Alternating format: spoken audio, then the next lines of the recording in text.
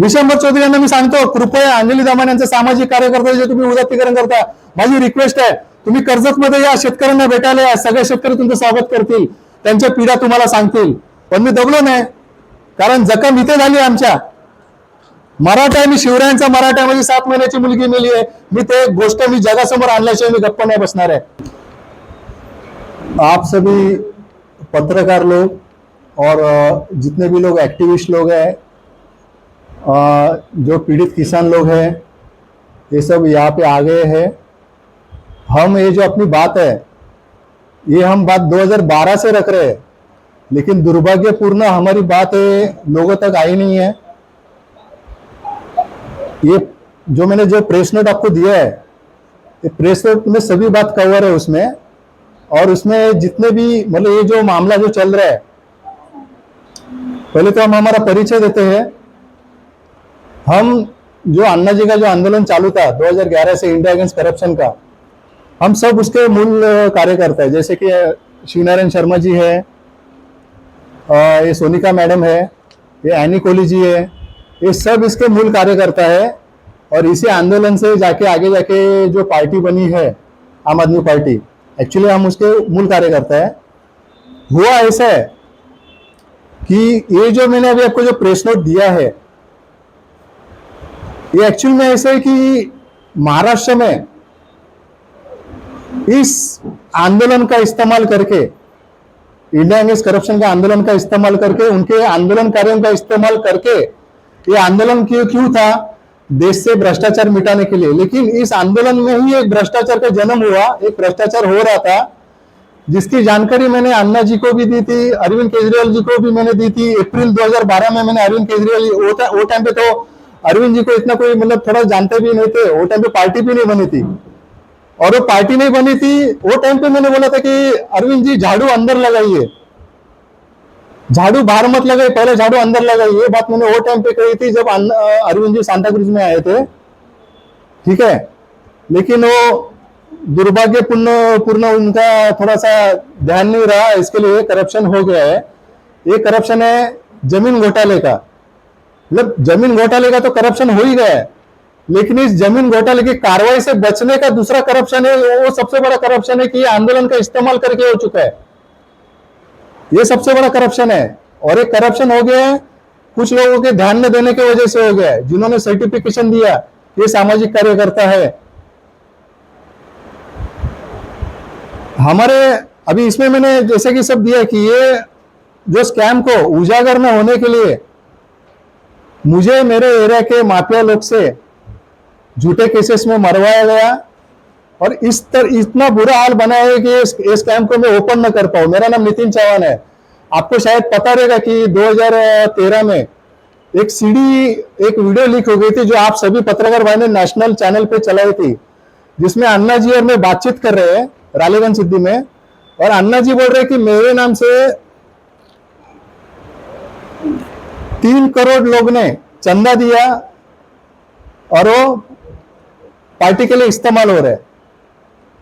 लेकिन दुर्भाग्य मेरा ऐसा था कि वो टाइम पे अन्ना जी ने अपना मुंह नहीं खोला कि मैंने क्या बातचीत किया उनसे. मैंने अंजलि दमाने मैडम के बारे में क्या बातचीत किया, मैंने मयंक गांधी के बारे में क्या बातचीत किया, मैंने प्रीति मैडम के बारे में क्या बातचीत किया, प्रीति शर्मा मेनन जो कि अभी राष्ट्रीय प्रवक्ता है आम आदमी पार्टी की. अगर वो टाइम पे बातचीत करते या वो टाइम पे अरविंद जी अगर एक्शन लेते, तो जो कुछ भी बाद में जो मेरे साथ हो गया, मेरे ऊपर झूठा केस होना, ये सब मैंने उसमें 75 क्वेश्चंस जो मैंने अंजलि दमानिया जी को, मयंक गांधी जी को, प्रीति मेनन जी को, बाद में ये अन्ना हजारे जी को, अरविंद केजरीवाल जी को, उनको भी मैंने भेजा है. उनको रिमाइंडर भी भेजे कि आप पहले आपके नाम से जो चल रहा है, आप पहले इसके ऊपर सवाल जो करो, आपके इसको जितने भी दोषी लोग हैं उनको, और उसका जवाब रखो आप. तो अभी तक उन्होंने रखा नहीं है. ये बड़े संगीन सवाल है. वो 75 सवाल आप कभी, उसमें क्यूआर कोड है प्रेस नोट में, मैंने जो क्यूआर कोड दिया है उसमें जाके आप वेबसाइट में जाके वो 75 क्वेश्चन जो मैंने भेजे पढ़ सकते हैं, और वो विथ एविडेंस है. वेबसाइट में पूरे एविडेंस डाले उसमें. अभी जो हमारे साथ हो गया वो तो बहुत बुरा चीज है। अभी ये प्रेस कॉन्फ्रेंस, अगर मैं पूरा स्कैम के ऊपर बात करूं ना, ये क्या जमीन घोटाला क्या हो गया, वो कैसा जमीन छुड़ाया, मेरे साथ क्या हो गया, तो उसके लिए 10 प्रेस कॉन्फ्रेंस लेना पड़ेगा। लेकिन मैं फिलहाल संक्षिप्त में मैं इतना ही बात करूंगा कि ये लैंड स्कैम है, उसके बारे में बातचीत करूंगा, ये क्या हो गया। अभी इसमें ऐसा है, मामला क्या है।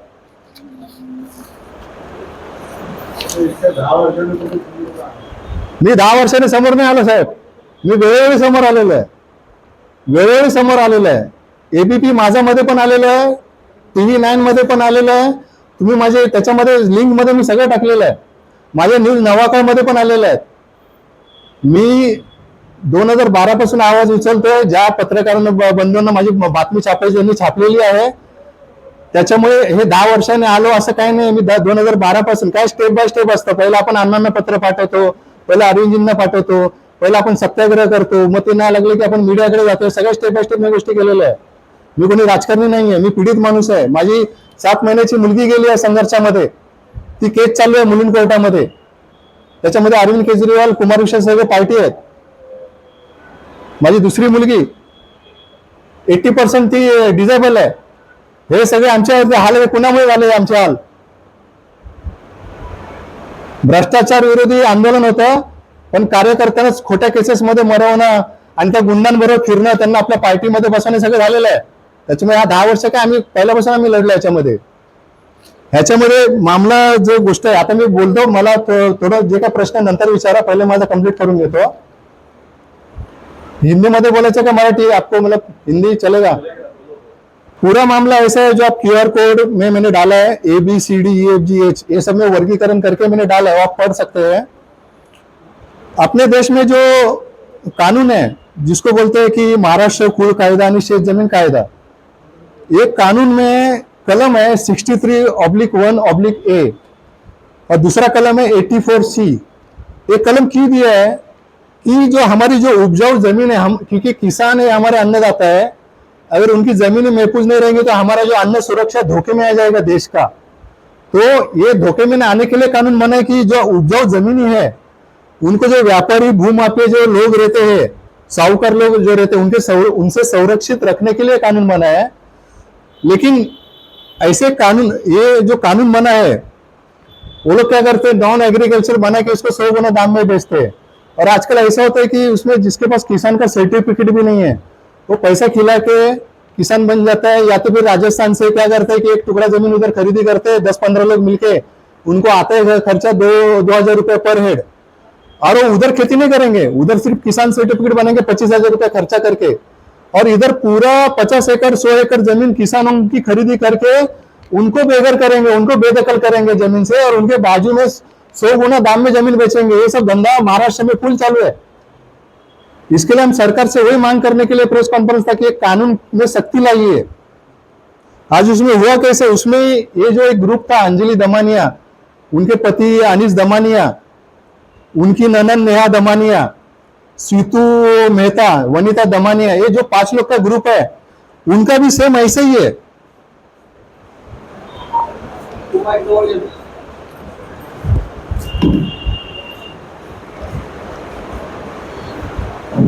इनके पास पहला तो उन्होंने क्या किया कि कर्जत मानगांव में उन्होंने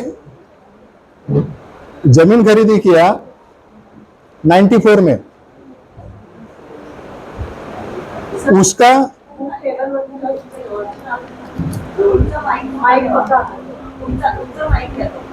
यस,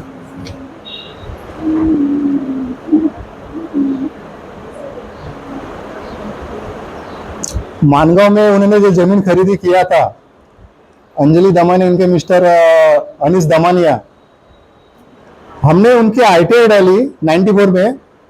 उनका किसान होने का पेपर ही उपलब्ध नहीं है उसमें, मैं मांगता तो मैं दिखा देता हूँ, और उसमें वेबसाइट में भी है,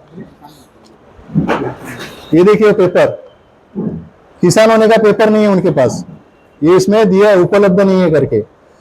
उस खरीदी के ऊपर से जो अभी उन्होंने जो नमूद जमीनें जो कर्जत में खरीदी की है, वो सब उसके आधार पर जमीनें खरीदी की थी।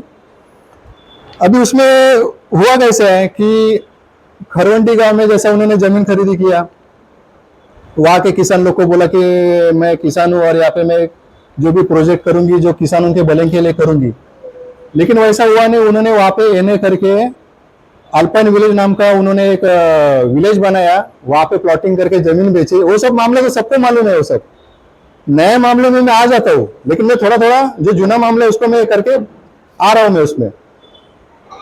वहां पे आपको भी सबको पता है कि वहां पे एक जुना शमशान था, तो ये बेचारे सब ये बौद्ध, ये सब बौद्ध किसान लोग हैं। आप जब खड़े हो जाइए, तो मिस्टर सोनावने है, ये भी मिस्टर सोनावने, आप भी खड़े हो जाइए। ये सब खरवंडी गांव के पिछड़े वर्ग के लोग हैं। इनकी जमीनी खरीदी करके उनके, ये रहते हैं झोपड़े में, उनके बाजू में अभी बंगले बन रहे इनके ही जमीन के ऊपर 100 गुना दाम में जमीन बेच के, और वो प्लॉट में से इनका जाने का रास्ता बंद कर दिया गया, शमशान जाने का। अभी इनको उनके खुद के मैयत ये 1 किलोमीटर 2 किलोमीटर घूम के लेके जाना पड़ता है। ये सामाजिक कार्यकर्ता का लक्षण है। सामाजिक, आप यहाँ पे सामाजिक कार्यकर्ता बनते हो, आप यहाँ पे गरीब बन के रहते हो, लेकिन आप उधर क्या कर रहे हो? आप में थोड़ा भी सामाजिक भान है? आप क्या कर रहे हो? दूसरी बात है,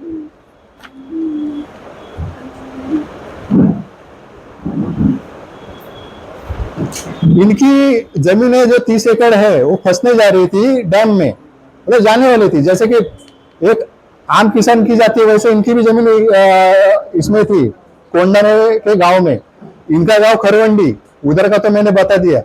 कोंडाने गांव में इनकी 30 एकड़ जमीन थी, तो वो डैम में जा रही, इनको पता चला तो ये हमारे आंदोलन में आ गई। ये आंदोलन हमने खड़ा किया, हम गरीब लोग ने खड़ा किया, हमारा खून पसीना एक करके, हमारे जेब से पैसा डाल के, हमारा टाइम सब एक्सपेंड करके हमने आंदोलन खड़ा किया। हमने अपने एरिया में चौक सफाई ली, हमने सब मेहनत की, लेकिन ये लोग पैराशूट से आ गए आंदोलन में। कैसे आ गए? इनको अरविंद जी ने कैसा उतारा, अध्यक्ष जी ने कैसे उतारा, हमको नहीं पता। या आके डायरेक्ट नेता बने।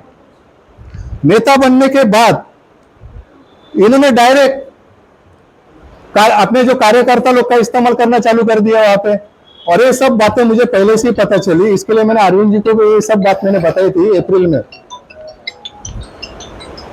अप्रैल 2012 में जब अरविंद जी सांताक्रूज में आए थे, तभी मैंने उनको बताई थी कि अरविंद जी, अपने आंदोलन का इस्तेमाल अंजलि दमाने जी की जमीन चुराने के लिए हो रहा है।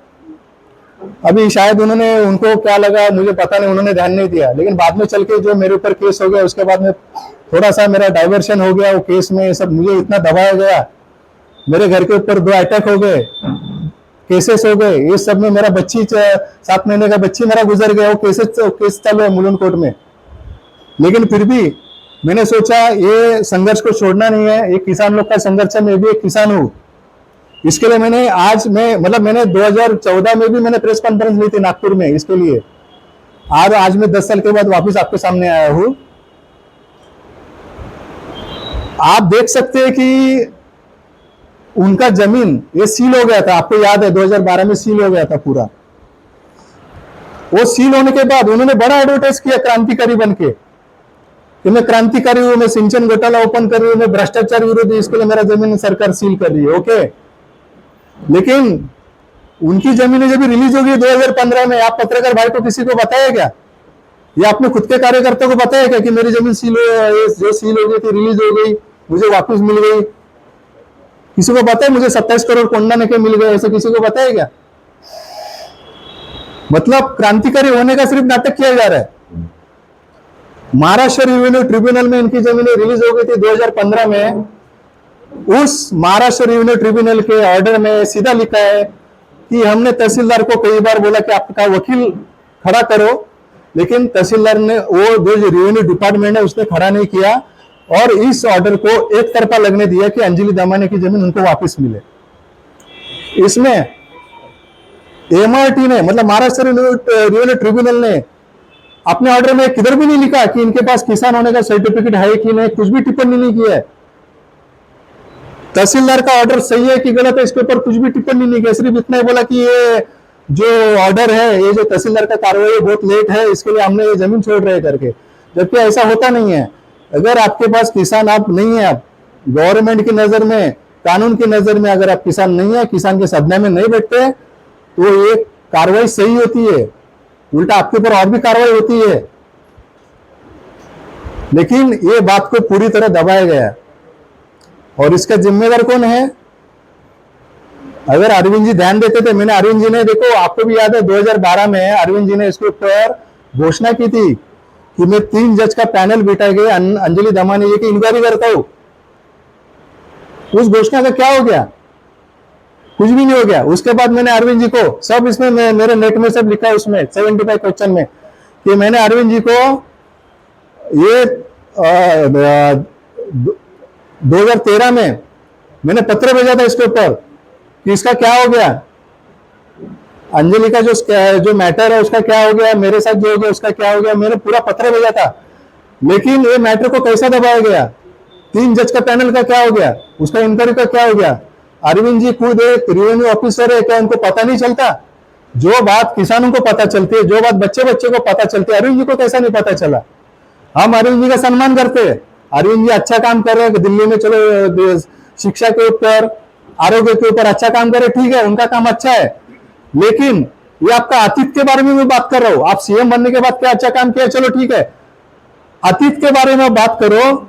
मैं अरविंद जी को यही बोलता हूं, आपका झाड़ू पहला घर के अंदर मारो। प्रीति मेनन जी के बारे में मैंने जो भेजा है, प्रीति मेनन जी ने और ये अंजलि दमानी दोनों एक ही है, दोनों ने साथ में काम किया है। और एक चीज है, अब इसके जो पॉइंट्स है, मामले के जो पॉइंट्स क्या है, मैं आपको समझाता हूं। मैंने 1 नंबर में क्या लिखा है, देखिए पेज नंबर 3 में आई है, वो तो मैंने बोला पेज नंबर 3 का जो 94 का जो मैटर है वो मैंने आपको बोला, उसका मैंने सबूत उसमें मैंने रखा है। एनेक्चर 11 में आप देख सकते हैं, जो अपना वेबसाइट है उसमें आप देख सकते हैं लिंक में जाके, और किसी को लिंक चाहिए तो आप यहाँ पे स्कैन कर सकते हैं मोबाइल से, आपको पूरा वेबसाइट आ जाएगा, उसमें पूरा सबूत आ जाएगा। उसमें आप देख सकते हैं कि लिंक बी में, मतलब लिंक में बी में जाके आप जो 8 नंबर का सवाल है, उसमें जो घटनाक्रम है सबूत के साथ मैंने रखा है। उसमें साबित होता है कि अंजलि दमानी जी कोई सामाजिक कार्यकर्ता नहीं है, एक मौका परस्त संदिग्ध व्यक्ति है।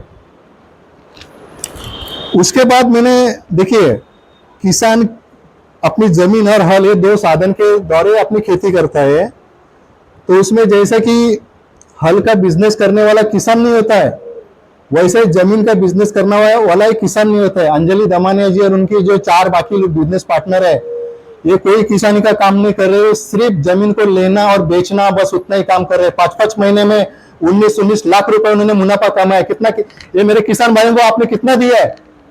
आप इधर बैठ के एक सामाजिक कार्यकर्ता बनकर रोती है, मैं ये पीड़ित के लिए लड़ती हूँ, वो पीड़ित के लिए रोक के दिखाती है पत्रकार लोग के सामने। आप कर्जत में क्या किया आपने? इनको आपने क्या बिजनेस पार्टनर बनाया? इनका जमीन के ऊपर आपने पैसे कमाए, करोड़ों कमाए, 2.5 करोड़ रुपए आपने खरवंडी में कमाए, 19 लाख रुपए आपने चोची में कमाए। अभी 27 करोड़ का सुनने में आया, अभी मैं जैसा कि कोंडाने में 1 एकड़ का कितनी मिला सर? 1 करोड़ 12 लाख। 1 करोड़ 12 लाख रुपए एक इसका मिला है। ये मोहतरमा पहला रो रही थी, मेरा कोंडाने में जमीन जा रहा था, जब पैसा मिला तो कोई बोली नहीं। मतलब ये सब क्या कंपेंसेशन के लिए लड़ाई चालू था क्या? सिंचन घोटाला निकालना है कंपेंसेशन के लिए था? आपने सिंचन घोटाला निकाला, एक ही कॉन्ट्रैक्टर का निकाला है। सिंचन घोटाला बहुत बड़ा है, लेकिन सिर्फ जिस कॉन्ट्रैक्टर की वजह से आपको जमीन फंसा, आपने वही कॉन्ट्रैक्टर का निकाला है। ये सब जितने भी पॉइंट्स है, जितने भी डाउटफुल पॉइंट्स है, मैंने इनको भेजा और आपको भी मैं ये सब दिखा रहा हूं। ये 75 प्रश्न के ऊपर आप अरविंद जी को सवाल कीजिए, प्रीति मेनन जी को सवाल कीजिए, अरविंद अंजलि दमानी को सवाल कीजिए, नितिन चौहान का फैमिली क्यों बर्बाद किया, अब इसके ऊपर सवाल कीजिए।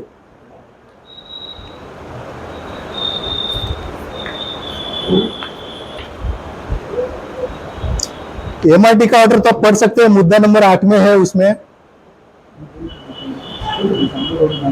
थोड़ा सा ये हमारे वहां के जो किसान है, क्योंकि हम लोग सब लोग पहले किसान है, ये सब कर्जत के पीड़ित किसान है, इनसे जमीनें ली गई थी।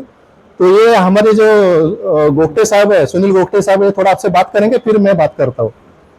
नमस्कार, पत्रकार बंधू, मराठी बोलू का हिंदी बोलू?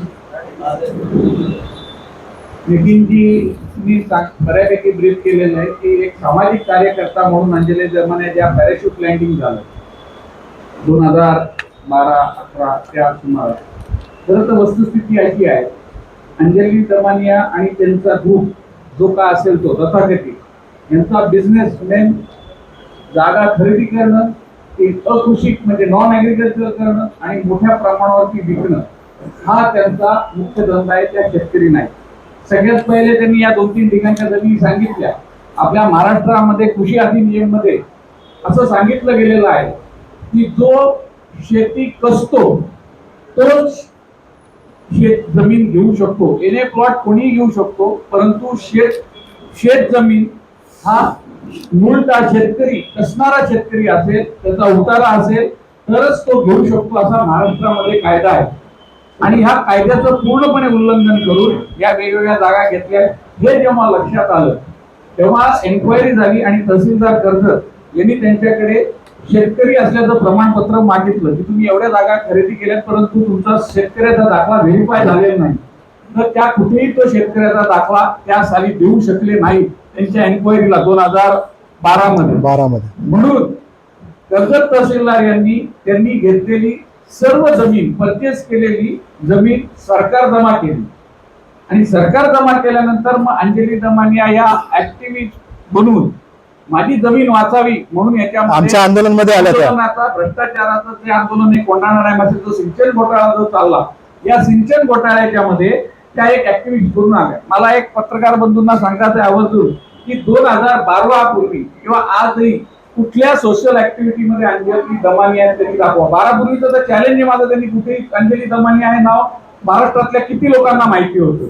परंतु सिंचन घोटाळा किंवा इररेग्युलरिटीज ज्या डॅम मध्ये बाळगंगा डॅम आणि जो पेंड मध्ये प्रकल्प होता तो आणि कोंढाणे डॅम याच्यामध्ये काही इररेग्युलरिटी आढळल्यानंतर त्याचा ऍडव्हान्टेज घेऊन अंजली दमानिया या सामाजिक कार्यकर्ता बनून त्यांची जमीन त्या बुडीत क्षेत्रामध्ये जात होती. म्हणून सर्वात पहिले त्यांनी त्यावेळेचे तत्कालीन इंजिनियर पाटील म्हणून साहेब होते, त्यांना पत्र लिहिलं की माझी जमीन अशी अशी ते कोंढाण्याला या इथे आहे, आपण थोडी जमीन ही डॅमची अलाइनमेंट हलवली मागे नेली 500 मीटर, तर तिकडे सगळ्या आदिवासींच्या जागेत त्या घेण्यास हरकत नाही, माझी जमीन वाचवा. आणि ह्या करता तत्कालीन त्यावेळेला भाजपचे अध्यक्ष नितीनजी गडकरी होते, त्यांना त्यांनी पत्र लिहिलं आणि नितीन गडकरींनी एक आपल्याकडे कोणीतरी व्यक्ती आले त्याचं जर काही होत असेल तर याच्यात सहजगत्या काही करण्यासारखं शक्य असेल तर अंजली दमानिया यांना मदत करा असं पत्र ऑन रेकॉर्ड आहे. ते पत्र दिलं, पाटीलांना दिलेलं पत्र आहे, पाटीलांना दमानियांनी दिलेलं, एक्झिक्युटिव्ह इंजिनियरना पत्र दिलेलं. त्यांनी क्लिअर कट म्हटलंय सगळ्या त्या माझ्या जागेच्या पुढच्या जमिनी या आदिवासींच्या जमिनीत त्या घ्या. म्हणजे आदिवासी हा काय माणूस नाही, तुम्ही व्यापारी, तुम्ही मूळ शेतकरी नाही, तुम्ही बिझनेस करता घेतलेली शेती 3 लाख 3.25 लाख रुपये एकरनी घेतलेली शेती आज तुम्ही 1,12,60,000 रुपये कॉम्पेन्सेशन घेताय. आणि ते सुद्धा शेतकरी नसताना शेतकऱ्याच्या तोंडचा घास काढून जी सरकार जमा झाली होती शेतकऱ्यांची जमीन ती पुन्हा एन प्रकाराने पॉलिटिकल किंवा कुठल्या तरी अंतर्गत आंदोलनाचा फायदा घेऊन किंवा पॉलिटिकल लोकांचा वापर करून ती जमीन रिस्टोअर मेरिट वरती नाही, नितीननी सांगितलं तसं मेरिट वरती नाही, एक्स पार्टी केसून त्यावेळेला एमआरटीने जो निकाल दिलाय त्याची कॉपी दे नितीन सगळ्यांना, त्याच्यामध्ये मेरिटवर हा निकाल झालेला नाही. सरकारी वकील हजर नसल्यामुळे ह्या एक्स पार्टी ज्याला आपण म्हणतो तो अंजली दमानियांना ती रिस्टोअर करण्याची ही दिलेली आहे. त्यात त्यांनी क्लिअर म्हटलं की त्यांनी असं कुठे दाखवलं नाही की ज्या गोष्टीवरती या शेतकरी त्या कुठेही प्रूव्ह करू शकला नाही. त्याच्यानंतर राजस्थान मधनं काही लिंक मध्ये डी मध्ये जाऊन 4 मध्ये तो प्रश्न आहे, डी मध्ये जा 4 मध्ये प्रश्न आहे, सबूत पुरा आहे सर, तुम्ही लिहून घ्या D4. राजस्थान मधनं कुठले तरी शेतकरी असले ते दाखले आणले, पहिला दाखला त्यांचा त्यांनी खोटा दाखल केला, व्हेरीफाईड नव्हता म्हणून सरकार जमा झाली. अशी अंजली दमानिया यांची कहाणी आहे. हे शेतकरी दलित आहेत, यांच्या जमिनी 1.5-2 लाख रुपये एकरनी घेतल्या, ठीक आहे, त्यांनी दिल्या, त्यांच्या गरजेपोटी दिल्या. शेतकरी अडीच अडचणीत असतो, घर परिवार चालवायचा असतो म्हणून तोही विकतोय. मी त्यांना फक्त एक व्यापार करतात म्हणून व्यापाऱ्यांनी व्यापार करावा, परंतु सोशल ऍक्टिव्हिस्ट आहेत, मी शेतकरी कैवारी आहे गरिबांची वगैरे हा आणू नये. तुम्ही व्यापारी आहात तर व्यापाऱ्यासारखे राहा. आणि जे खोटेपणे तुम्ही पद्धतीने सरकारची फसवणूक केली आणि आज शासनाकडून 28 कोटी तुम्ही कॉम्पेन्सेशन घेता, जे शेतकऱ्याच्या हक्काचं होतं, त्यांच्या हक्काचं होतं, तुमचं नव्हतं, अशा शेतकऱ्यांना फसवून तुम्ही 28 कोटी कॉम्पेन्सेशन घेताय. आणि वर मी ऍक्टिव्हिस्ट आहे, कुठेही कुठल्याही चॅनलला यायचं दोन गोष्टी रडायचं समोर चॅनलच्या समोर आणि एक महिला म्हणून सिंपत्ती घ्यायची, हा प्रकार त्यांनी बंद करावा. तुम्ही व्यापारी आहात तर व्यापाऱ्यासारखं राहा आणि धंदा करा.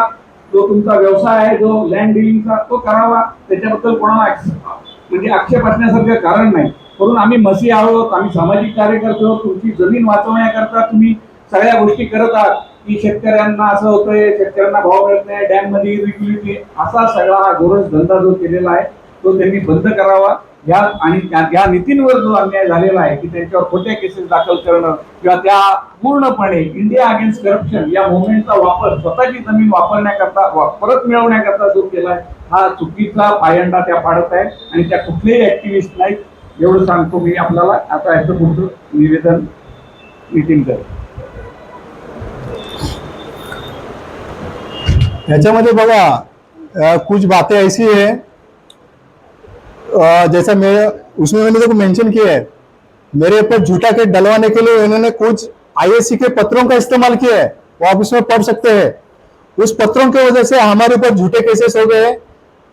उसके बाद मुझे मारा गया हम लोग को, मेरा हाथ पैर काला हो गया था, मेरा ये हाथ कितने साल तक काम नहीं कर रहा था।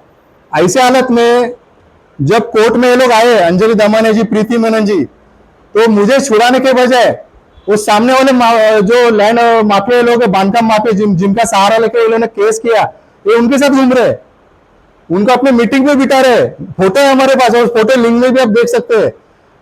ये प्रीति मेनन जी उनके साथ मीटिंग ले रही है। मुझे बताइए कौन सा आदमी अपने साथ वाले के ऊपर इतना मारने के बाद सामने वाले के साथ मीटिंग लेता है, उनके साथ घूमता है, उनको अपने पार्टी के मीटिंग में बिठाता है। तो ये सब डाउटफुल चीजें भी हमने उसमें डाली है, जिनका इनके पास जॉब नहीं है। और दूसरी और एक डाउटफुल बात ऐसी है, जो उन्होंने छगन भुजबल जी के खिलाफ जो केस किया था आम आदमी पार्टी ने, उसमें आप इसमें सब डॉक्यूमेंट्स है।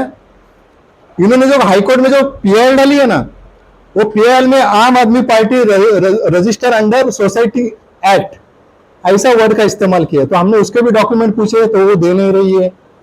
आपने पब्लिक को क्या बताया कि हम आम आदमी पार्टी भ्रष्टाचार के खिलाफ केस कर रहे, तो फिर आपने ये पीएल में ऐसा क्यों डाला कि अंडर सोसाइटीज एक्ट?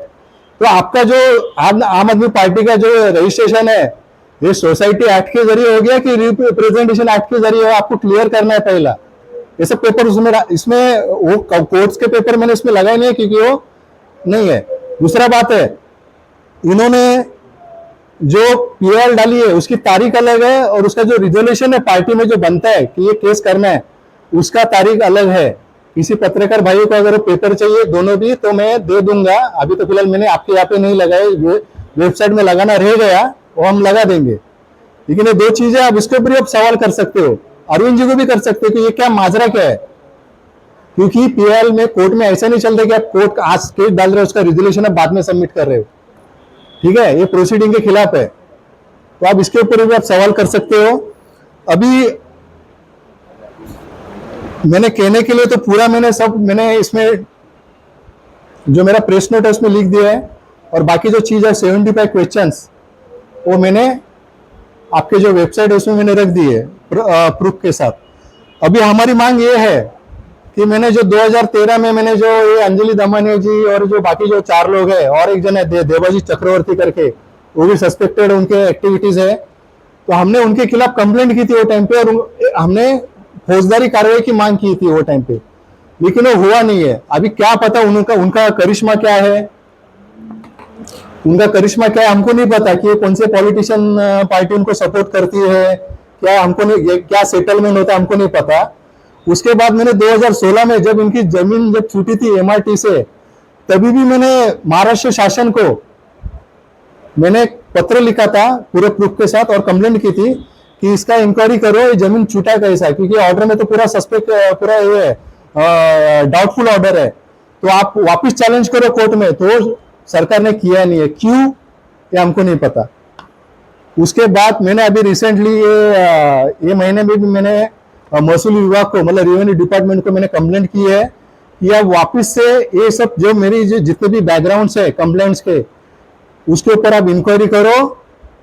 तो हम इसमें अभी एक ही मांग करते हैं, और भी बहुत सारी बातें हैं जिसका खुलासा मैं आज नहीं करूंगा, क्योंकि ये मैं आपको पहले ही बताया हूं, क्योंकि ये जितना भी पूरा मामला है, बहुत सारे मामले हैं, जैसे उनका ड्राइवर का मामला है, मकरन का मामला है, बहुत सारे मामले हैं। मैं अगर गिनती करूंगा तो 10 प्रेस कॉन्फ्रेंस कम गिरेंगे। कुछ मामले ऐसे जिसके ऊपर मुझे और जानकारी आनी है, वो आने के बाद वापस प्रेस कॉन्फ्रेंस होगा।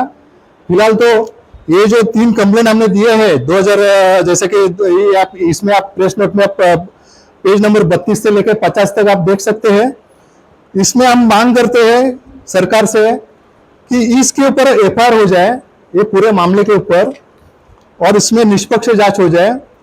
उसमें हम लोग बोलते हैं कि माननीय सुप्रीम कोर्ट के एक रिटायर्ड जज, ईडी के एक वरिष्ठ अफसर, सीबीआई के एक वरिष्ठ अफसर, एंटी करप्शन ब्यूरो के एक आईपीएस दर्जे के अफसर, रेवेन्यू डिपार्टमेंट के एक अफसर, इनकी एसआईटी कमेटी की गठन हो और इसके जरिए जांच हो, क्योंकि ये मैटर बहुत बड़ा है। इसमें बहुत सारे पॉलिटिकल पार्टियों का सपोर्ट अंजलि दमानी जी को है, वो पॉलिटिकल बैकग्राउंड की वजह से बच रही है।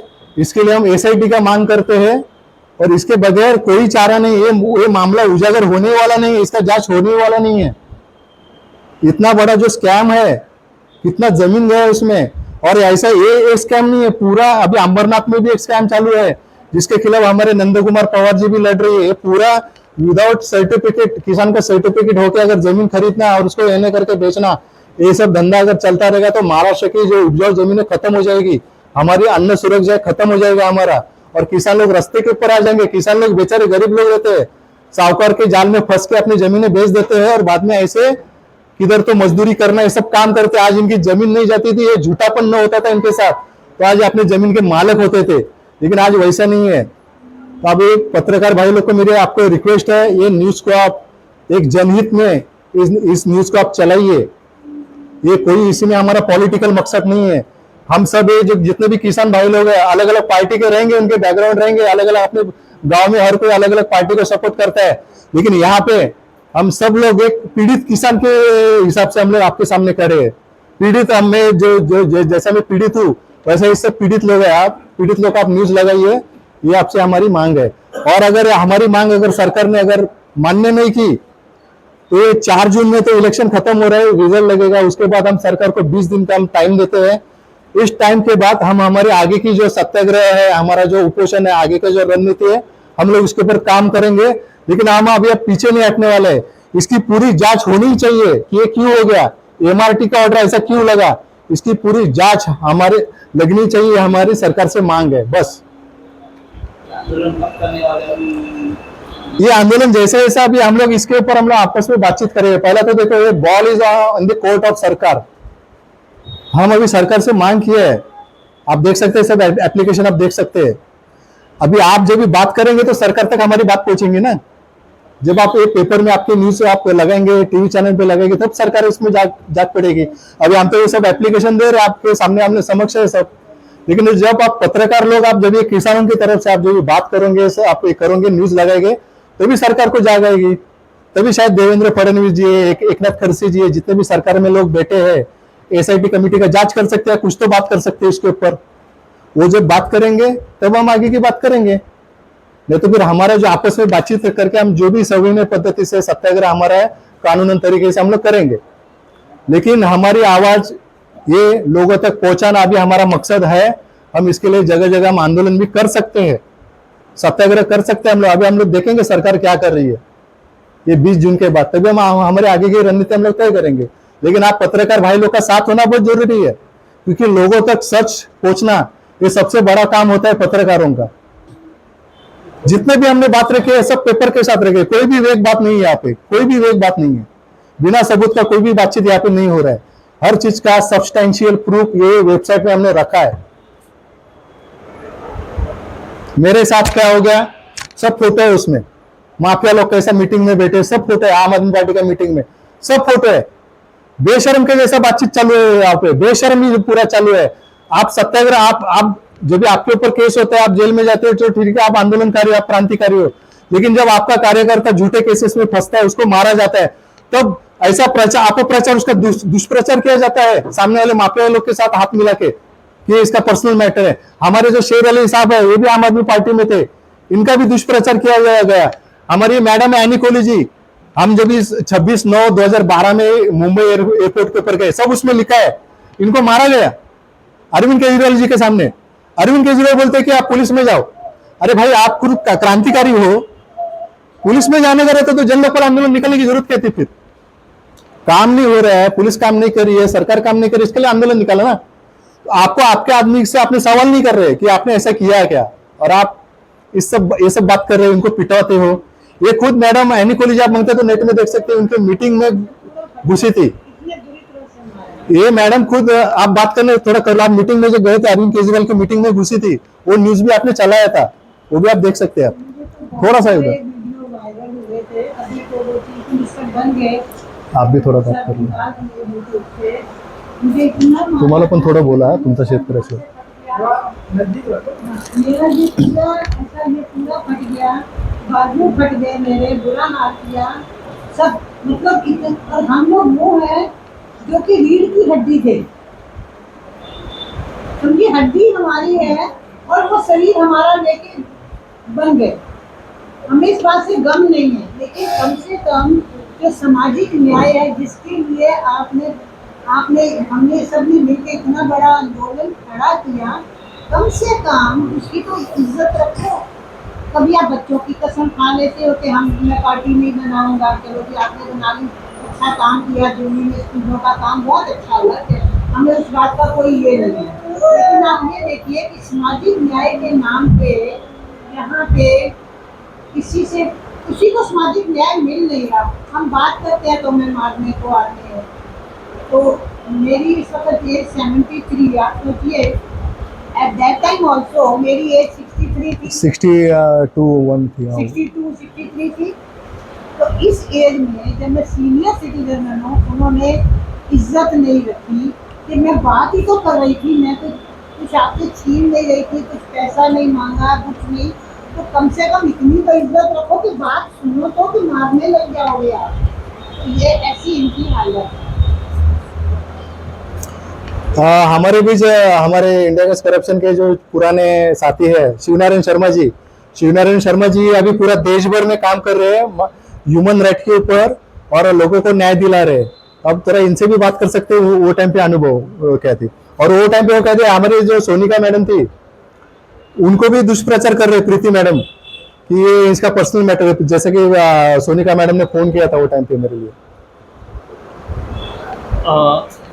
ये पहला आंदोलन हुआ था जो अन्ना जी ने किया था पूरे देश में, पूरा देश रोड पर उतर आया था। क्या हुआ था, हालत यह हुए थे कि आपके गली मोहल्ले में वो लोग जिनके ऊपर केसेस थे, जो भ्रष्टाचार में जिनके ऊपर आरोप लगे थे, वो लोग लीडर बनकर के वहां पर सामने आए थे। ये सारी चीजें हम लोगों के सामने थी।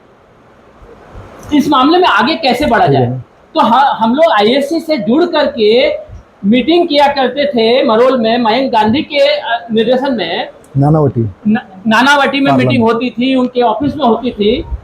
तो यहाँ पर हमें क्या कहा गया था कि भ्रष्टाचार से लड़ने के लिए आरटीआई एक बहुत बढ़िया साधन है, इसका इस्तेमाल कीजिए।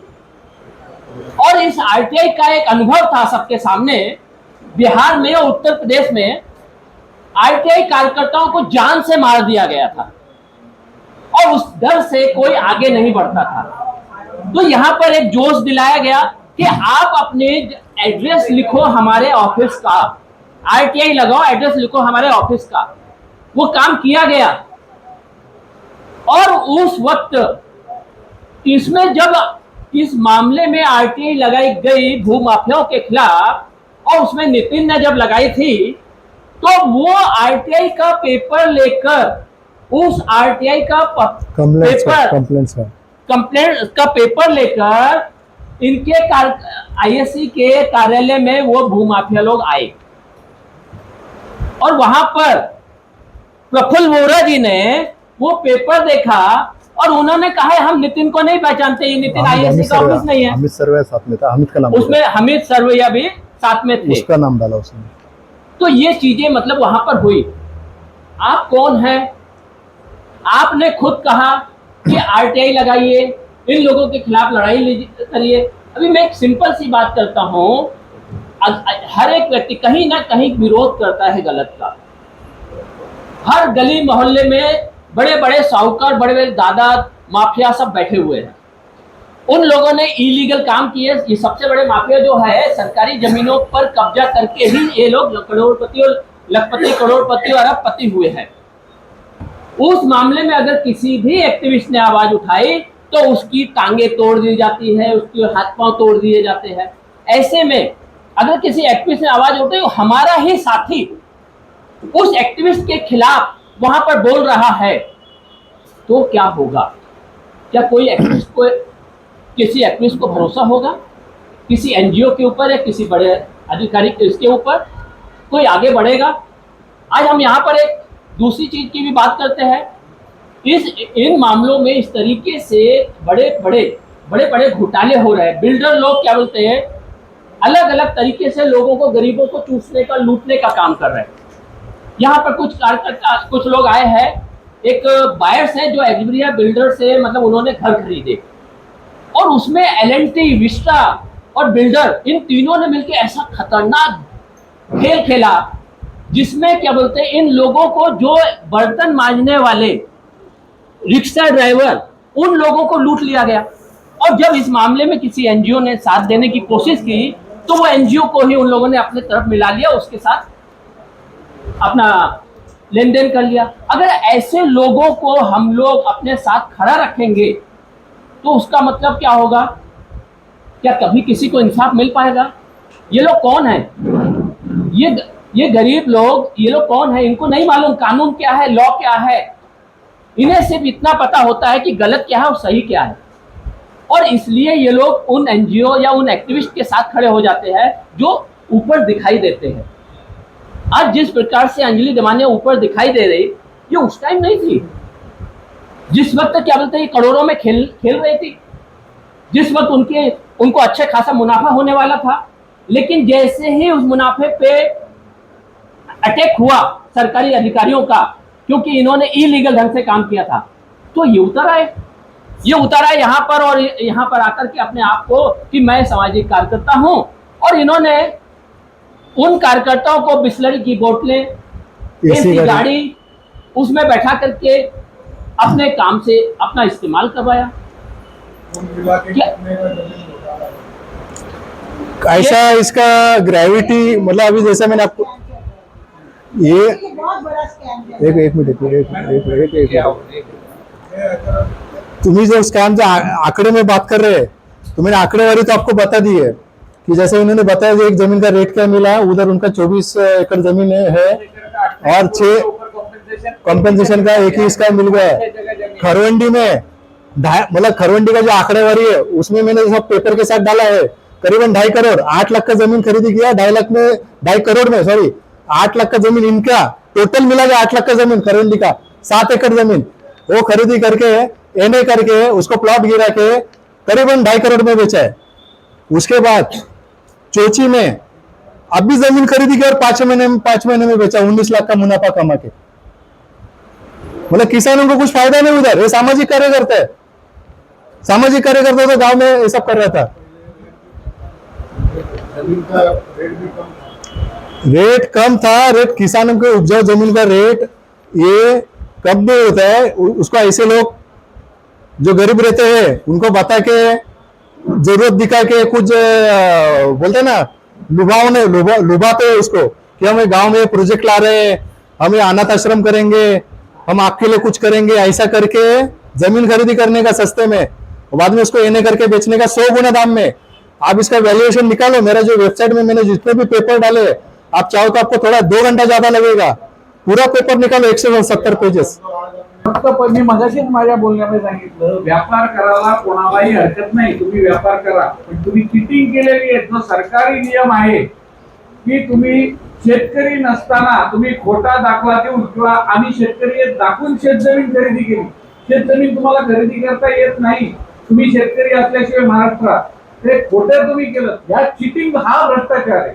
आणि वरून शेतकऱ्यांवरती दादागिरी, भ्रष्टाचार नाही, शेतकऱ्यांच्या त्या स्मशानाचा रस्ता रोखणे, हे सगळं चुकीच्या गोष्टी आहेत आणि या सगळं मॅनेज करून होत्या त्या गोष्टी। निधी मतलब हा कुठला एरिया आहे? कर्जत, कोंढा डॅम होतोय त्या डॅम मध्ये जे शेतकऱ्याला व्हाईट मध्ये कॉम्पेन्सेशन जे मिळालं असतं त्याच्या बदली तुम्ही त्यावेळेस जमीन खोटी मी शेतकरी दाखवून घेतली त्याच्यात सुद्धा केस चालू आहे. हे जमिनींची लिस्ट आहे, याच्यामध्ये तुम्ही लास्ट पानामध्ये बघू शकता. त्याच्या नावाची जमीन होते हा. आता तो डॅमचा प्रकल्प असतो हो. बरोबर ना, त्याच्यामध्ये जी बाधित झालेली आहे त्या क्षेत्राला पुनर्वसन अधिकारी असतो. हो. बरोबर ना, तो त्यांच्याकडून त्यांना जमीन ऍक्वायर झाल्याचे दाखले देण्यात आले असते. हो. बरोबर ना, ते मूळ मालक आहे त्यांनी नंतर खरेदी केली त्याचा संबंध नसतो त्याच्यामध्ये. बरोबर. बरोबर. मग त्याचा जो सातबार आहे, देखभाल आहे, कम्युनिटी काढणं आहे, तहसील करणं त्या मूळ मालकाच्या नावावरतीच असणार आहे ना. 2009-10 ला त्यांनी जमिनी ह्या खरेदी केल्या. समजेल. 11ला डॅमचं नोटिफिकेशन निघालं 2010-11च्या मध्ये आणि त्याच्यामध्ये त्या वेळेला यांचा शेतकरी नसल्याचा हे व्हेरीफाय झालं म्हणून सरकार जमा झाली जमीन. म्हणजे तुम्ही फॉल्स होते म्हणून सरकार जमा झाली. पहिले तहसीलदारी निकाल दिला. तहसीलदारी निकाल दिल्यानंतर त्या पुढे पुढचं कोर्ट म्हणजे प्रांत ऑफिस प्रांतकडे कलेक्टर ऑफिस मध्ये कलेक्टरकडे 3 अपील मध्ये ते हरलेले आहे. 4था अपील त्यांनी MRT मध्ये केलं आणि MRT मध्ये सरकारतर्फे म्हणजे रेव्हेन्यू तर्फे कोणी वकील हजरच तारखेला न राहिल्यामुळे एक्स पार्टी त्यांच्या बाजूने निकाल झाला. मेरी तो निकाल झाला नाही. मुद्दा आमचा हाच आहे, तुम्ही शेतकरी नसताना फसवणूक करून गव्हर्नमेंटची फसवणूक करून तुम्ही जमीन खरेदी केली आणि तो गुन्हा आहे. व्हॅल्यू फॉर मनीचा आमच्या गावात नाही. आता फोर्जरीचा गुन्हा तुम्ही त्यांच्यावर दाखल केलात का? नुसतं आम्ही मागणी करतोय. ते आम्ही त्यासाठी तर ते पत्र दिले सगळे.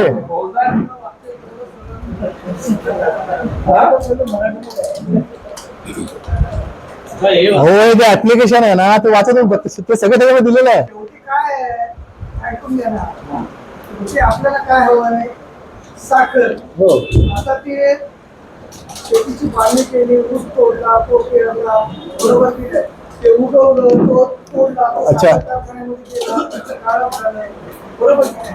त्या गोळ्याच्या वेपर झालाय, काकाई झाली, नंतर ती साखर झाली, बरोबर की नाही? अच्छा, हे पत्र हे सगळं प्रोसेस झालं. याच्यात तुम्हाला 2 गोष्टी जाहीर करायच्या. आपले जे नेते सांगतात, इसमें देखिए मुख्य प्रामाणिक आहोत, इमानदार आहोत. देखिए मुख्य चीज क्या है. ते नाही. आम्ही त्यांचं ऐकून एक मिनिट, ते नाही ते तुमच्याकडून सिद्ध होते. काय हा आपले नेते जे सांगतात की आम्ही प्रामाणिक आहोत, तर ते प्रामाणिक नाही तुम्ही या माध्यमातून ते सिद्ध करतो. आणि हे जर सगळं खरं आहे तर मग ते खरं आहे. मुख्य बघा, मुख्य गोष्ट आमच्या त्यांनी किती ऐका, एक मिनिट, मी यांना काय बोलायचं आहे, ऐका. मी बोलतो. काय मतलब नाही त्याची. तुम्ही दाखल झाला पाहिजे. तुम्ही झाला पाहिजे ते तुम्ही जे बोलताय. जमीन झाली पाहिजे ही मागणी आहे. हे बघा सर, आणि सरकारचं 28 कोटी रुपयाचं नुकसान झालं. सरकारी प्रोजेक्ट आहे तो. सरकारी आहे. बरोबर आहे. आता याच्यामुळे तुमचं जनजागरण काय असेल, आंदोलनाची दिशा काय असेल, आंदोलनाची दिशा मी आता बोललेलो आहे. ते कोणाला बोललेलो आहे, आता आम्ही सरकारला दिलेलं आहे. तुम्ही पत्रकार लोक ही जर बातमी लावून सरकारला आमचे ऍप्लिकेशन गेलेलं आहे संपूर्ण. हा मुद्दा जर तुम्ही उचलून धरला तर सरकार त्याच्यामध्ये SITचं गठन करू शकतं किंवा आमच्या पत्राला उत्तर देऊ शकतो. आमच्या पत्राला उत्तरच देत नाही ते लोक, काही इन्क्वायरी करत नाहीये त्याच्यामध्ये. हे सरकार हे बघा, आमचा मुद्दा काय आहे, हे अरविंद केजरीवाल तेव्हा आपमधून, तेव्हा आप पार्टी पण नव्हती तेव्हापासूनचा मुद्दा आहे. आता नंतर आप पार्टी बनवली, पण माझं जे बोलणं होतं ते त्याच्यानंतर पण चालू होतं. मी त्यांना तुम्हाला टोकन झाले आहेत असे सगळे लँड माफी आहे. ह्या सिस्टमच्या विरुद्ध लढा आहे की हा जो पद्धत चालू आहे बाहेरून शेतकरी दाखला आणायचा खोटा.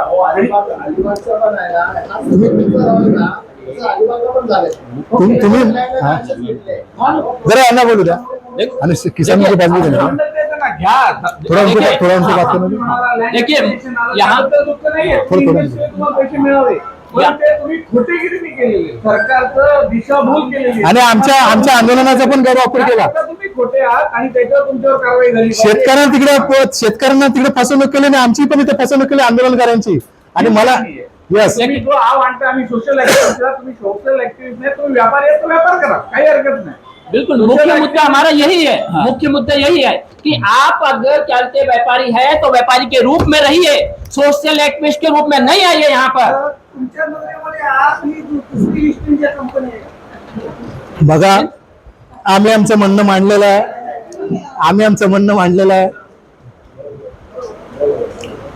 आम्ही एक नाव घेऊन पण बोललेलं आहे, तुमच्या अरविंद केजरीवालची नाव घेऊन बोललेलं आहे की त्यांनी कारवाई तेव्हा करायला पाहिजे होती, एप्रिल 12 मध्ये त्यांचे कान टवकारले गेले पाहिजे होते जेव्हा मी सांताक्रूजच्या कार्यकर्ता अण्णा हजारेंची फसवणूक केली केजरीवालांनी, तर नितीन काय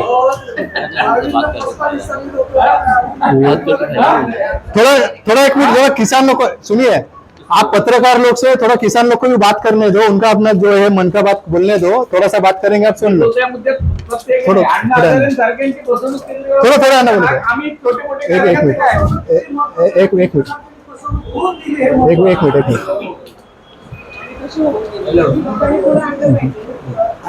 हॅलो, थोडंसं आमचं आहे का, तुम्ही पण आवाज- तुमचं नाव सांगा, तुम्ही कुठल्या गावचं सांगा आणि काय हे सांगा. माझं गाव करवंडी, कर्जत तालुका. मी शेतकरी आहे. रामदास नाव सांगा, नाव सांगा. माझं नाव आहे की मॅडम, मला पण माझी जमीन विकायची नव्हती म्हणून मॅडमला भेटलो होतो, पण मॅडम काय ऐकलं नाही. मला धमकी दिली, रात्री 12 वाजता गाडी घेऊन आलेल्या घरी. तर बोलत नाही ती तुमची विकायलाच पाहिजे.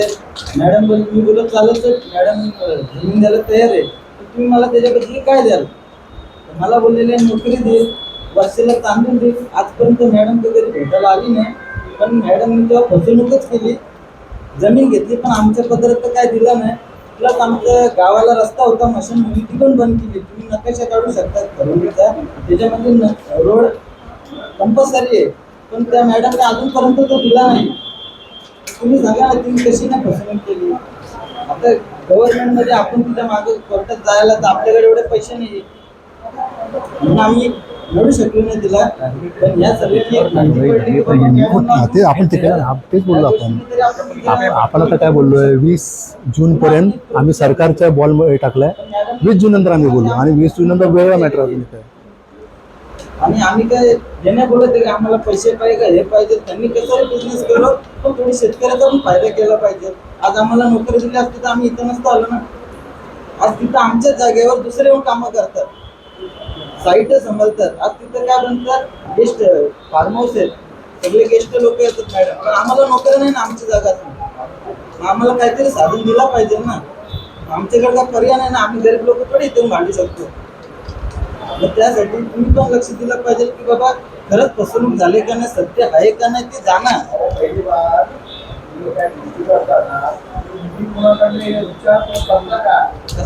हो ते सर, ते गरीब शेतकरी आहे. हा सर,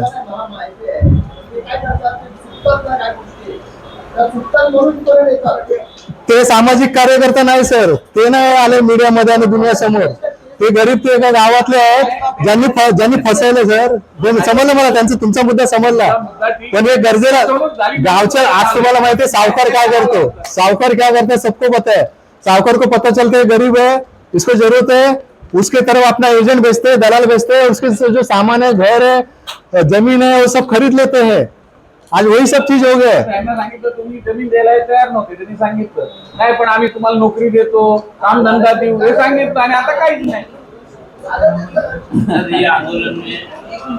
हे बघा, हे स्मशानाचा फोटो आहे, त्याच्या मागे जायला रस्ता नाही, अल्पन विलेज आहे, दिसत नाही. अभी आपने प्रेस नोट लिए, मैं आपको जितना भी बताऊं, मैं आपको क्या बोला, मुझे 10 प्रेस कॉन्फ्रेंस है ना, कम गिर जाएगी इसके लिए. मैंने तो आपको अभी तो बहुत सारी बातें, मैंने विषय भी नहीं निकाला उसका कि ये मैटर में मेरा किस किसने इस्तेमाल किया, और मैंने एक नाम लिया था. मैं बहुत सारी बातों को मैं उजागर स्टेप बाय स्टेप करूंगा. आपने जो चीज बोला है ना, मैंने उसका जवाब प्रेस नोट में मैंने दिया है कि 2012 से मैं फॉलोअप कर रहा हूँ. इनका पार्टी तो बाद में गिरा है, बना है.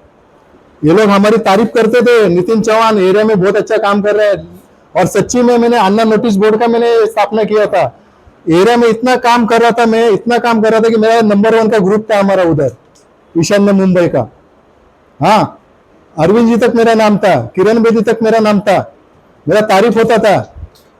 अचानक ऐसा क्या हो गया कि मैंने कौन सा चीज में हाथ डाला कि मेरे ऊपर झूठा केस डाला गया. मुझे बात तक करने नहीं दी, मेरा ये हाथ को मारा गया। मैं दूसरे तीसरे दिन ये आईएससी का मीटिंग में मुझे धकेल रहे पीछे, बात नहीं करने गए करके।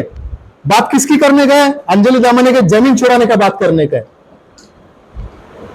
उसके लिए कार्यकर्ता लेके जाने का, गाड़ियों में ठूस के बिस्लेरी का बोतल लेने गए, एसी गाड़ी में बैठने का, रायगढ़ में चलो, पनवेल में चलो, कोकण भवन में चलो, भाई अपने को पेपर निकालने का है।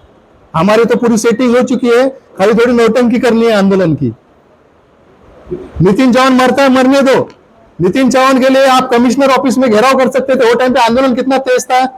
आईएससी का आदमी टोपी पहन के अगर 100 आदमी भी जमा होते थे, उधर जो भी डिमांड पास होती थी।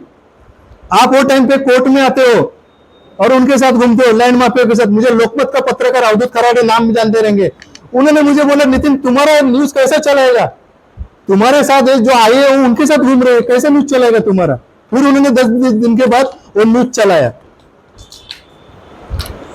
ये सब मैं बड़ी शर्म आ रही थी मुझे वो टाइम पे कि ये सब क्या चल रहा है मेरे साथ। ये माफिया लोग उनके मीटिंग में बैठे, फोटो डालिए सब, आप सब ओपन करके देखो। मैंने कुछ भी बाकी नहीं रखा है, सब डाला है। और भी कुछ बाकी है तो मेरा नंबर है आपके पास, आप मुझे फोन करके हद से पूछ सकते हो। आपको चाहिए तो डिबेट लगा दो अंजलि दमानिया के साथ, मेरी प्रीति मेनन के साथ डिबेट लगा दो, अरविंद केजरीवाल जी उनके साथ डिबेट लगा दो मेरी। तुम्ही यांच्या मैं पीड़ित आदमी हूँ, मेरा 7 महीने का बच्ची गया, मैं पीछे नहीं हटूंगा मैं। ऐका ना नितीन सर, तुम्ही यांच्या विरोधामध्ये पोलिसात तक्रार केली होती का? सगळं काय झालेलं आहे सर, मी काय सगळं काहीच नाही आहे। माझ्या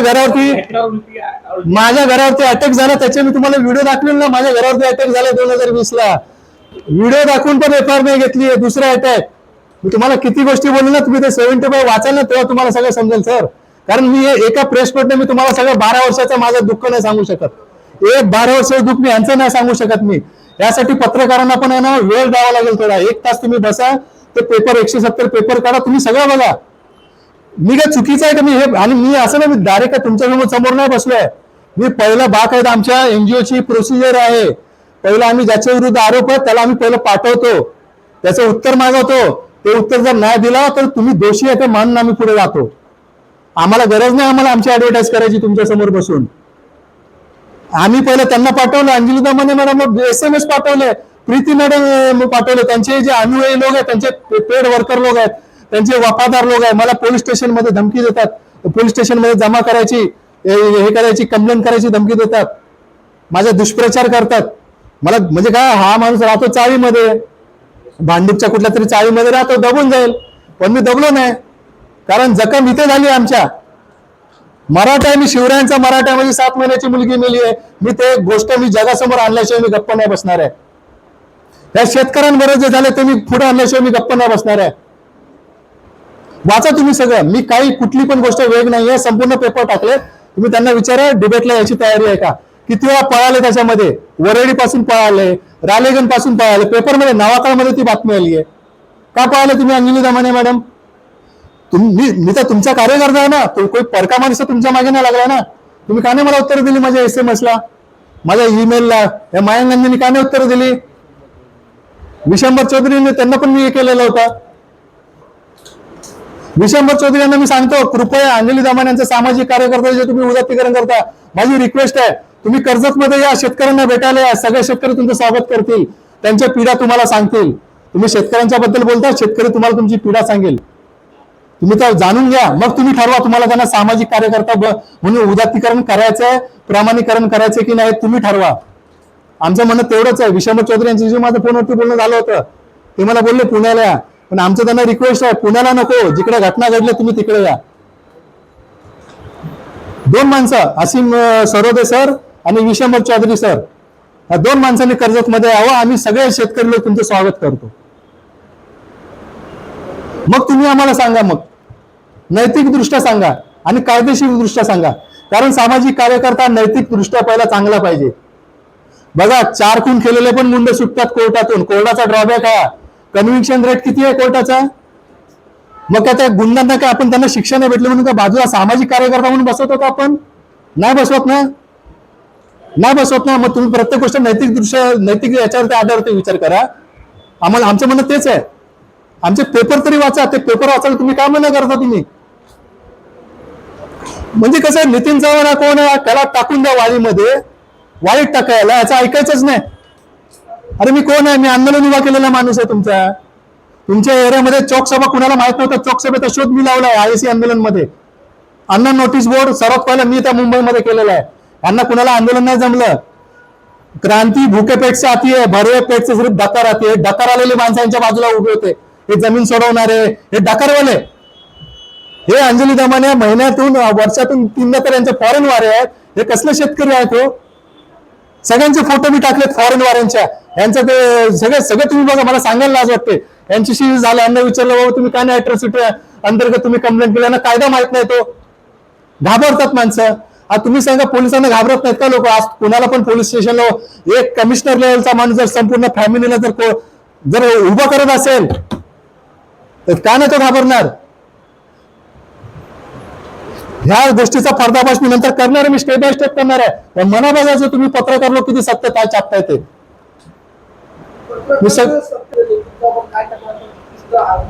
मी आता तुमच्या समोर का आलोय सर, त्यासाठीच आलोय ना. काहीतरी अति झालं म्हणून आम्ही पत्रकारांसमोर येतो ना. आम्ही 2014ला पण आलेलो आहे. 2014ला कोणाला माहिती असेल नागपूरला तुम्ही कन्फर्म करा, नागपूरच्या पत्रकारांसमोर नितीन चव्हाणने काय प्रेस, त्याच्यामुळे त्यांचं डिपॉझिट जप्त झालं होतं नागपूरला. नागपूरला व्यवस्थित संपूर्ण पत्रकारांनी संपूर्ण पेपरमध्ये ती न्यूज आलेली. कर्जतचा सगळा मॅटर मी तेव्हा लावलेला. गडकरी साहेबांच्या विरुद्ध उभे होते. कर्जत की जमीन बेच के भागी है, नागपूर में आम आदमी की दागी है, या शीर्षकाखाली. का नाही तेव्हा माझ्यावरती डिफेमेशन केली.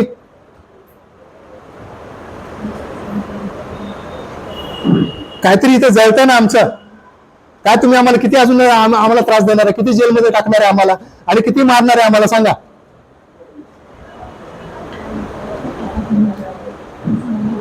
आणि किती आमच्या मुली पण मारणार आहेत. एक गेली दुसरी पण जाईल, अजून किती मारायचे ते मारून टाका.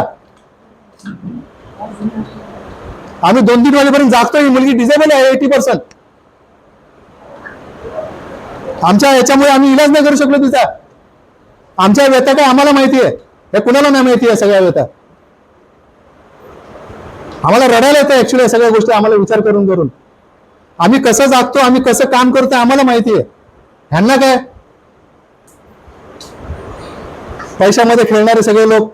आमचा वापर करून आंदोलन उभं केलं, आमचा वापर करून पार्टी उभी केली, पण आमच्यासाठी तुम्ही बोलणार नाही, आमचा दुष्प्रचार करणार आणि आमच्या विरुद्धच्या गुंडांना तुम्ही पार्टीमध्ये घेऊन बसणार. 14-15 रॉबरी केलेले लोक जे रेकॉर्डेड गुन्हेगार सगळं त्याच्यामध्ये, सगळं तुम्ही ओपन करून बघा. मी कुठे चुकतं तर मला तुम्ही फोन करून सांगा की नितीन तुम्ही चुकीचं बोलताय. आव्हान आहे आमचं. नाही जर कारवाई झाली 20 जून नंतर तर आम्ही आमची परत मिटिंग घेऊ आणि पुढचा जो कार्यक्रम आहे आम्ही तुमच्यापर्यंत कळवू. पत्रकार बंधूंना काही प्रश्न आहेत का?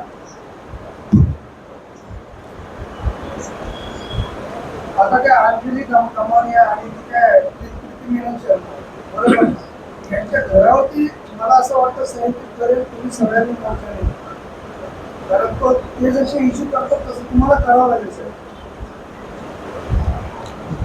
हे साहेब आता 20 जून पर्यंत आम्ही सरकारला एक टाइम देतोय, कारण त्याच्या पहिलं करणं ठीक नाही. आम्ही सरकारला बघा, एक सरकार असतं, सरकारच्या हातात सगळं आहे. सरकारने उद्या SIT बसवली, इन्क्वायरी जर लावली हे सगळ्या गोष्टी बाहेर येणार. निष्पक्ष जांच, कोण कुठल्या पार्टीचा फेवर मध्ये, कोण कोणाचा राजकीय एजंट आहे ते सगळं सोडून द्या. मी बऱ्याच काही गोष्टी बोललेल्या आहे. समजणे वाले को इशारा काफी आहे. मला ते वरच्या लेवलचं ना दलालीचं राजकारण मला नाही समजत. का तिची इन्क्वायरी करत नाही मला नाही समजत सर. ते कुठल्या पार्टीचे एजंट आहे, कुठल्या नेत्याचे एजंट आहे मला नाही समजत. तुम्ही बघून घ्या, मी त्याच्यामध्ये सगळं टाकलेलं आहे. आमचा फक्त संबंध एवढा, आम्हाला न्याय भेटला पाहिजे, इन्क्वायरी झाली पाहिजे बस. सर्व पत्रकार बंधूंना विनंती आहे की जे नितीननी आता पोटतिडकीने विषय मांडला त्याच्याबद्दल झालेला सगळा अन्याय किंवा हा जो सगळा अंजली दमानिया यांचा जो प्रवास आहे किंवा त्याच्या माध्यमातून त्यांनी जे काही लँड ग्रॅबिंग करून त्यातून जे काही पैसे कमवले, धंद्याच्या माध्यमातून कमवले, तर कोणाला ऑब्जेक्शन असण्याचं कारण नाही. पण चुकीच्या पद्धतीने आणि तुमच्याच कार्यकर्त्यांचा वापर करून, आंदोलनाचा वापर करून पैसे कमवणं, ह्या सगळ्या गोष्टीवर जर ऑब्जेक्शन घेतलंय तर आपण पत्रकार म्हणून त्यांची बाजू याच्या बाबतीत आपण जर चांगल्या पद्धतीत मांडणी पत्रकारांनी तर त्याला न्याय नक्की मिळू शकेल, आपल्या माध्यमातून न्याय मिळू शकेल. नितीन सर, तुम्ही कोर्टामध्ये केस दिलेला नाही. कोर्टामध्ये आमची केस चालू आहे. अरविंद के कोर्ट आधी घेऊ शकता ना, असं एक- नाही वेगवेगळे मॅटर आहे सर, वेगवेगळे मॅटर जाणून घ्या. मॅटर वेगवेगळे आहेत. एक माझ्याशी जे झालं तो मॅटर वेगळा झाला. हा मॅटरच्या बाबतीत तुम्हाला सांगितलं की म्हणजे 3 ऍप्लिकेशन दिलेलं आहे. आता कोर्टामध्ये जायचं तुम्हाला सर माहिती आहे, याचा जो कोर्ट आहे काय आहे ते संपूर्ण आम्ही सगळे गरीब लोक आहोत. याच्यामध्ये सध्या आमच्या हातामध्ये काय आहे, आता एक 2013ला एक ऍप्लिकेशन दिलं, विथ प्रूफ दिलं. 2016ला दिलं, ते तर अजून विथ प्रूफ दिलं की MRT ची ऑर्डर लावून दिली. त्याच्यामध्ये काय काय बाकी आहे, त्याच्यामध्ये MRTने सरळ म्हटलं म्हणजे शेतकरी आहेत की नाही त्याच्यावर काय भाष्य नाही केलं. तो मेन पिन पॉईंट आहे, त्याच्यावरती भाष्य करायला पाहिजे, ते नाही केलं. त्याच्यानंतर MRTने सांगितलं की रेव्हेन्यू डिपार्टमेंटने आपला वकीलच उभा नाही केला, सारखं सारखं सांगून पण का नाही केला. तो एक पिन पॉइंट आहे. हे भ्रष्टाचार आहे हा. जर ती शेतकरीच नाही तर हा ऑर्डरच चुकीचा आहे. हे फौजदारी मामला बनतो हा. ह्याच्यामध्ये सर्व अरेस्ट बनते. फोर्जरी आहे. मानगावला तुम्ही शेतकरीचा दाखला आहे की नाही, तर मानगावचा कोण तो ऑफिसर आहे त्याला पण अरेस्ट करा. खोटा दाखला दिला. माझ्या बाबतीत जे काय पत्रव्यवहार केले सगळं फोर्जरी आहे, त्याच्यामध्ये अरेस्ट हे करा. हे CID मध्ये जाऊन इन्क्वायरी लागली. ह्या सगळ्यांनी CID पण बायस झाली. CID ने फक्त ज्यांच्या विरुद्ध मी कंप्लेंट करतो फक्त त्यांचेच विटनेस घेतात, म्हणजे माझ्या बाजूचे विटनेस आहे त्यांचे विटनेस नाही घेतात. आणि ह्युमन राईटला खोटा अहवाल सादर करतात आणि मॅटर क्लोज करतात.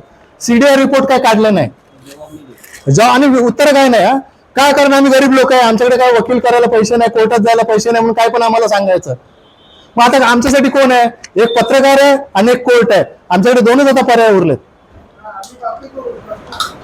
दोनच आमच्याकडे. जर तुम्ही बातमी कराल तर सरकारला जागेल, कदाचित आम्हाला मदत करणारे लोक जे कायदे तज्ञ ते पण आमच्या मदतीला येतील. तर आता आम्हाला गरज आहे कायदे तज्ञांची.